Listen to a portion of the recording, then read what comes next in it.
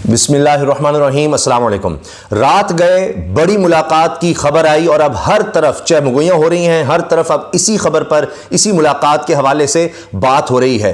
3 घंटे तवील मुलाकात जारी रही है। चीफ जस्टिस ऑफ पाकिस्तान की ये मुलाकात है और इस हवाले से आप देखिए हसनात मलिक साहब जो कि सीनियर सहाफ़ी हैं, उन्होंने ट्वीट किया और उसके बाद अब दीगर रिपोर्टर्स भी इस हवाले से बात कर रहे हैं और इसकी तस्दीक कर रहे हैं। हसनात मलिक साहब सुप्रीम कोर्ट को कवर करते हैं ट्रिब्यून के लिए और 10 साल से ज़्यादा हो गया इनको ट्रिब्यून के साथ ये वाबस्ता है। अंग्रेज़ी रोज़नामा है, अंग्रेज़ी अखबार, और ये मुस्तनद तरीन, क्रेडिबल तरीन सहाफ़ी में माने जाते हैं। कामरान खान साहब हों, दीगर सीनियर सहाफ़ी हों, टेलीविज़न के प्रोग्राम्स हों, वहाँ पर इनको बुलाया जाता है। और अब हसनात मलिक साहब ने इस खबर की तस्दीक की है और दीगर लोग भी अब इसको लगा रहे हैं। ये कहते हैं जी 2 एजेंसीज टॉप ऑफिशियल्स, 2 एजेंसियों के जो टॉप ऑफिशियल हैं and defence secretary met with CJP Umar Ata Bandial and 2 जजेस हियरिंग इलेक्शंस डिले मैटर। जो इलेक्शन में आप देख रहे हैं डिले किया जा रहा है, ताखीर की जा रही है, उसके हवाले से आप जानते हैं कि 3 रुकनी बेंच है चीफ जस्टिस ऑफ पाकिस्तान जिसकी सरबराही कर रहे हैं। अब ये 3 जजेस हैं जिनसे मुलाकात की गई है। 2 टॉप ऑफिशियल्स ने 2 एजेंसीज के, यानी 2 एजेंसीज जो पाकिस्तान की उनके सरबराहान ने की है और सेक्रेटरी दिफा ने मुलाकात की है चीफ जस्टिस उमर अता बंदयाल से और दीगर जो 2 जजेस से जो ये सारा केस सुन रहे हैं। The meeting was continued for almost 3 hours today Monday in supreme court premises. तकरीबन ये 3 घंटे तक ये पीर के रोज ये मुलाकात जारी रही है और अब आप देखेंगे कितनी तफसीली मुलाकात है। अच्छा, इसके साथ साथ अब मोना खान ये भी साफ़ी हैं, इन्होंने कहा जी because today was the last day to inform ECP regarding election security and deputation of security personnel as per direction of supreme court, so it's better to brief CJP directly. तो कि जी चूंकि आज आखिरी तारीख थी, इलेक्शन कमीशन ऑफ पाकिस्तान को आगाह करना था सिक्योरिटी के हवाले से, तो इसलिए अब वो शायद चीफ जस्टिस ऑफ पाकिस्तान को बराह रास्त आगाह करने पहुंच गए हैं। तो इस पर हसनात मलिक साहब जवाब देते हैं, it was security briefing in chamber. ये सिक्योरिटी ब्रीफिंग थी चैम्बर में। ये बिल्कुल उस तरह से है जिस तरह जो पिछली हेयरिंग हुई थी वो भी इन चैम्बर थी, जिसमें स्टेट बैंक के हुकाम को बुलाया गया था, जिसमें वजारत खजाना के फाइनेंस डिवीजन के लोगों को बुलाया गया था, अटॉर्नी जनरल को बुलाया गया था, इन चैम्बर थी। और उसके बाद फिर कहा गया था कि 17 तारीख तक आप 21 अरब रुपए फराहम करेंगे इलेक्शन कमीशन ऑफ पाकिस्तान को और 18 तक आप रिपोर्ट देंगे कि रकम आई है या नहीं, ट्रांसफर हुई है या नहीं। यह बड़ा वाज़ेह था। अब देखिए 2 मामला थे, एक था रकम की फराहमी का और दूसरा था सिक्योरिटी का।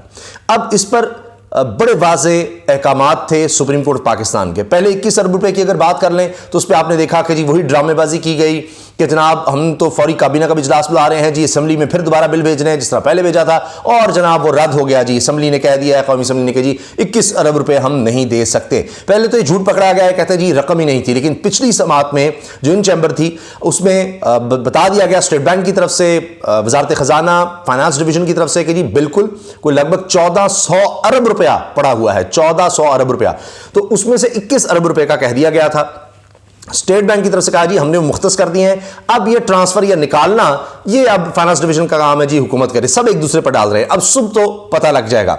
लेकिन इसमें अहम बात यह है कि ये मुलाकात जाहिर है कि अब कहा जा रहा है जी सिक्योरिटी ब्रीफिंग के हवाले से है।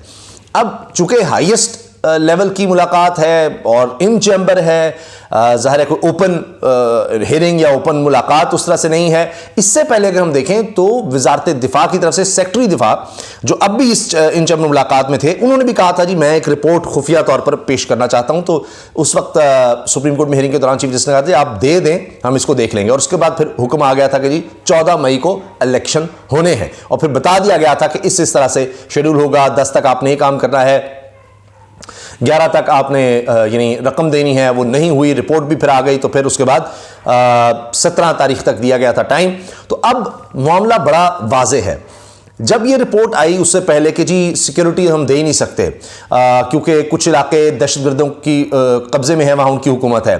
फिर अब राना सनाउल्लाह का ताज़ा तरीन बयान है कि हमारे सिक्योरिटी इदारों में इतनी सलाहियत ही नहीं, इतनी अहलियत ही नहीं है कि वो सिक्योरिटी फराहम कर सकें। ये बात राना सनाउल्लाह वज़ीर दाखिला कह रहे हैं।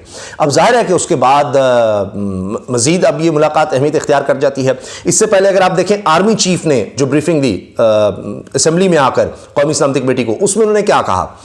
सबसे अहम तरीन बातें जो थी, एक तो यह कि कोई नो गो एरिया नहीं है पाकिस्तान में, सबसे अहम चीज, कोई नया ऑपरेशन नहीं हो रहा, आइन के मुताबिक कौम की उम्मीदों पर पूरा उतरेंगे।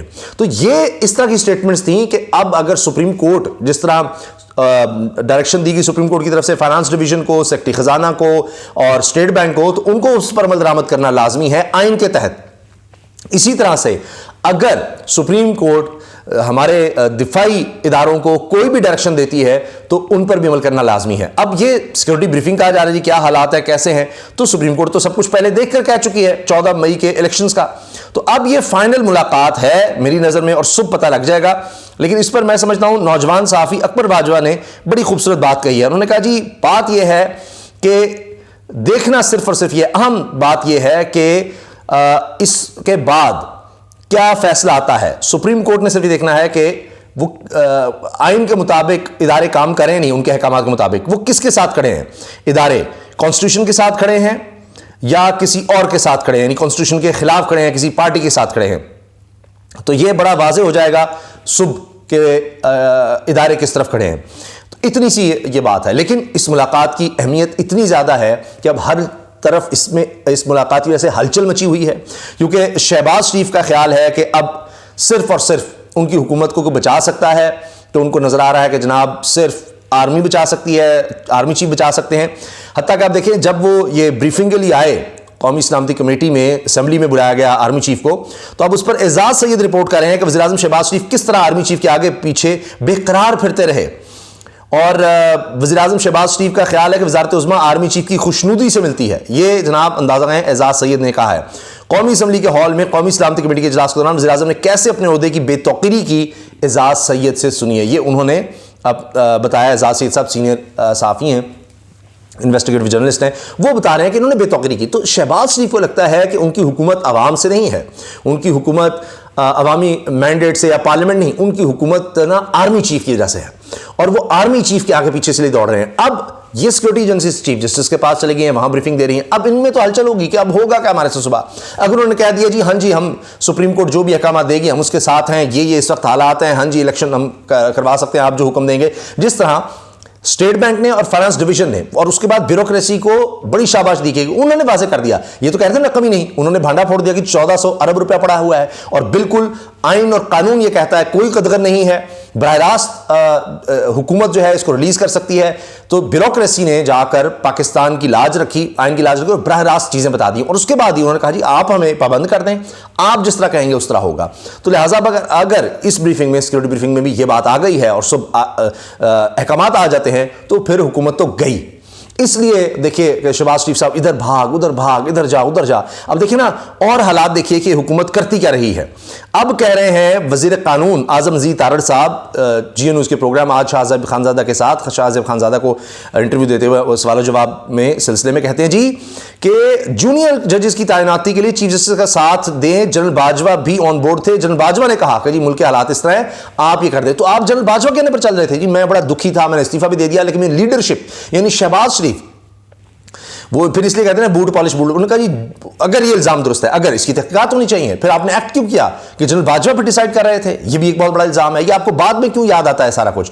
तो इस सूरत हाल में अब कहीं ये एस्टैब्लिशमेंट को दबाव में लाने के लिए है कि जी ये मुलाकात की है अब चीफ जस्टिस ऑफ पाकिस्तान से एजेंसीज के सरबराह ने, 2 एजेंसी के सरबराह ने, तो देखें आप ये मुलाकात कर रहे हैं तो हम भी फिर आपके खिलाफ खोल देंगे महाज कि जी सारा कुछ तो आपके कहने पर हो रहा था, आप और हम इकट्ठे थे, अब आप किस तरह से जा सकते हैं, शहबाज शरीफ उनके पीछे भाग रहे हैं, अब हमारा साथ दें, इलेक्शन किसी सूरत नहीं होनी चाहिए। हमने देखें ब्यूरोक्रेसी को भी किसी ना किसी तरह हम कंट्रोल कर लेंगे, हमने उनको कह दिया कि हम आपको जेल कर देंगे, हम आपको अंदर कर देंगे, 21 अरब रुपया आपसे हम रिकवर करवाएंगे। ये उनको बुला बुलाकर धमकियां दी गई हैं। सुप्रीम कोर्ट के खिलाफ कमेटी में बातें की गई हैं, वहां पर कौमी असम्बली की जो कमेटी है जहां पर ये बातें हुई हैं, धमकियां और इतनी गलीज वहां पर जुबान इस्तेमाल की गई है जज साहिबान के खिलाफ। तो हमने यहां पर कर लिया, हम माफिया हैं, लेकिन ब्यूरोक्रेसी ने तो चले आइन और कानून का साथ दे दिया, आपने नहीं देना। अब वहां तो हम उनको धमका रहे हैं, सारा कुछ कर रहे हैं, अब आर्मी चीफ को कैसे धमकाएंगे या एजेंसीज के सरबराहान को हम कैसे धमकाएंगे अगर वो जाकर आइन के साथ और chief justice of Pakistan supreme court के साथ खड़े हो जाते हैं, उनके फैसले के साथ खड़े हो जाते हैं, तो क्या उनको भी धमकी देंगे कि हम आपको जेल कर देंगे, हम आपके फंड्स रोक देंगे, फलां कर देंगे। तो इसलिए ये मुलाकात बड़ी अहमियत इख्तियार कर गई है।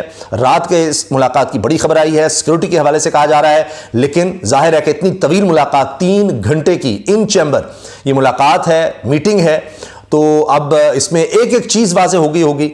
अब देखना यह है कि सुबह chief justice of Pakistan, supreme court के दीगर 2 जजेस जो हैं वो किस तरह से अपने फैसले पर अमल दरामद करवाते हैं।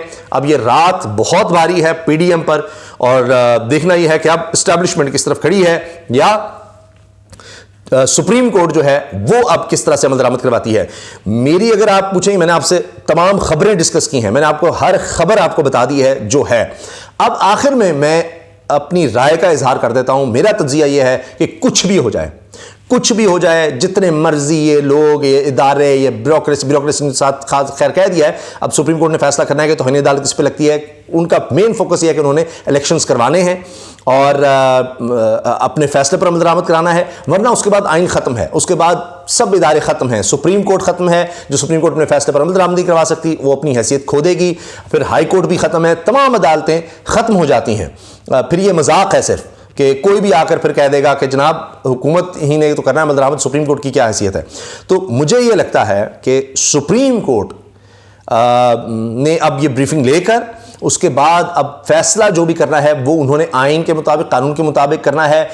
चीफ जस्टिस सुमरता बंदयाल साहब ने अगर दबाव में आना होता, अगर उन्होंने कोई फ़ोन सुनना होता या किसी मुलाकात या धमकी के ज़रिए उन्होंने दबना होता, तो अब तक ये काम हो चुका होता, बात यहां तक ना पहुंचती।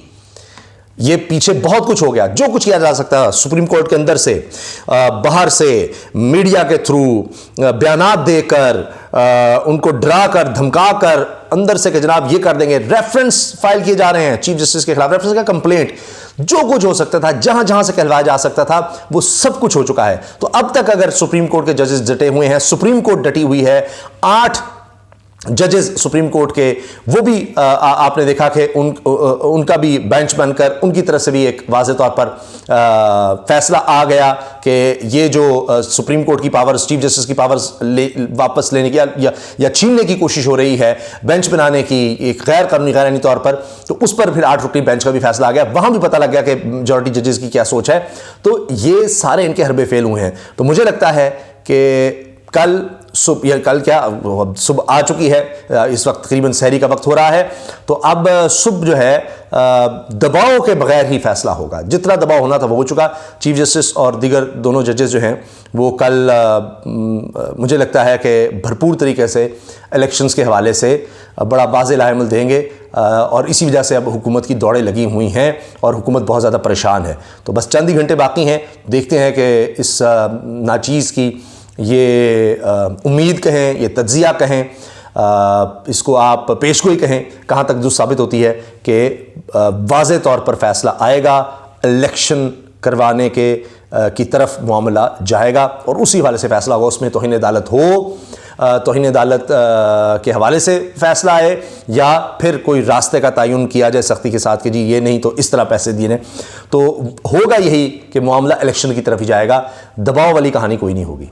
अल्लाह हाफ़िज़।